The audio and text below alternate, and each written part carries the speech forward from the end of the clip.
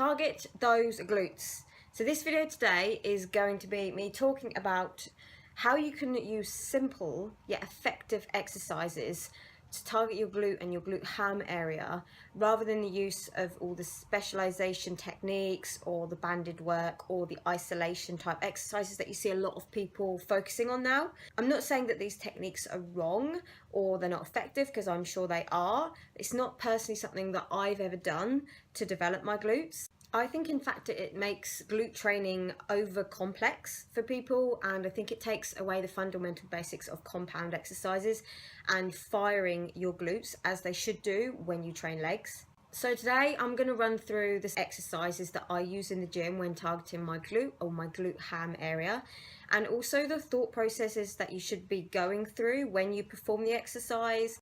In training, it's very important that you get that mind-muscle connection, and that means that you fire the right muscles and you feel the squeeze in the muscles, and I believe that that is much more important than isolation and banded work, etc.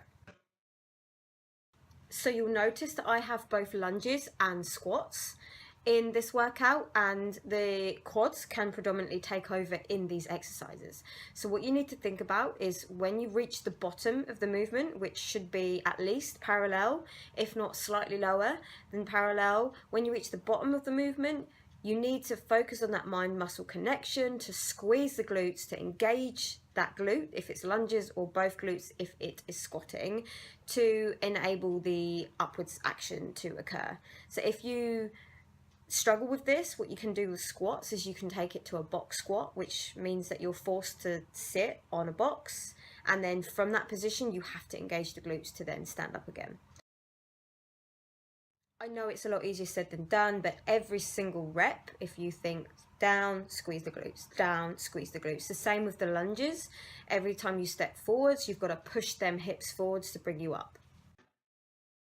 You'll also see that I've used a linear hack squat machine. Now this machine is fantastic because the angle that it's at, it makes you use your glute and ham. It's very, very hard to use the quads. So if you do have a machine just like this, then I really recommend using it.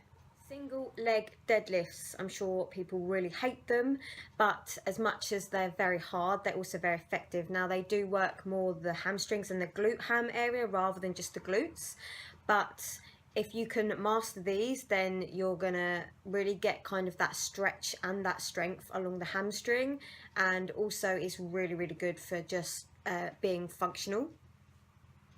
Glute kickbacks. Now I do these with a cable, and I also keep my leg relatively straight. That is because if you bend the leg and you push it back, then you're mainly using your quad and your glutes.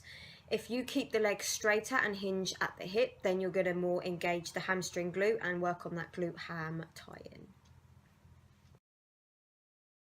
I did miss one exercise out, and I'm going to tell you it now because it is fundamental to the glute ham development, and they are Bulgarian lunges. Now, it's really important in the Bulgarian lunges that you keep your knee from going forward from your foot.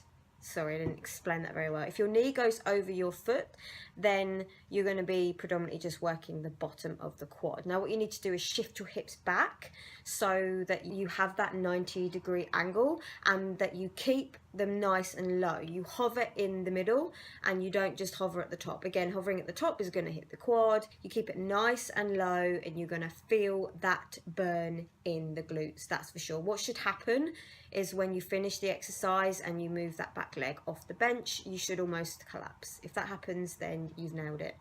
Hopefully that was helpful to people who see all these different things going on in the gym, and the fact that you can actually just use simple exercises and do them in the right way, and they're going to be just as effective.